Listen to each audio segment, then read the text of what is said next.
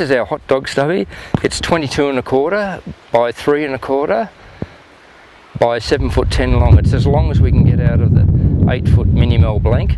It's got a lot of extra nose lift in than what the normal mini mel blank has. It's taken a long time for us to get this sort of organised, but I feel now we've got the correct amount of nose lift so that when you take those late takeoffs, or if you're just a beginner and you have problems with your takeoffs, this board will come out.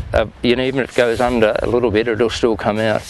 It's got a maximum amount of thickness through the tail, so you can paddle onto waves really easy, and the rails are still very chunky. Even with all this volume in the board is still very manoeuvrable.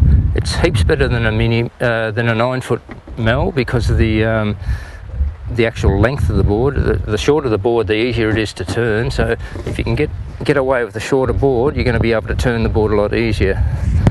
The volume in the tail, if you're a bigger person, you don't have any problems with any spinning out or anything like that. And with the concaves in it, you'd be just amazed how fast it goes. The double concave through the tail, you can see it how it lumps up down through the middle there, and it flows through from here. So when you're standing on the back of the board, you can just feel it accelerate through your turns. The tail pads are set up on the decks of the board so that the front of them is in line with the front of these fins. So as soon as you put your back foot on your tail pad, you know that you're in the right spot to turn the board. We've just put the stubby tail on it, and it's just a way of really getting a lot of volume into the board. We make these boards in 7'10", 9-foot and 10-foot by 4 inches thick.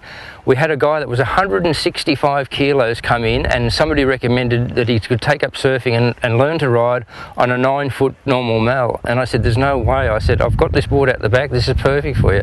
It was 4 1/4 inches thick. He came back into the shop about an hour and a half later and said it was the best thing he'd ever done. So basically, if you're any sort of weight at all, 160 kilos, you've got no problems at all getting onto a board and learning how to surf.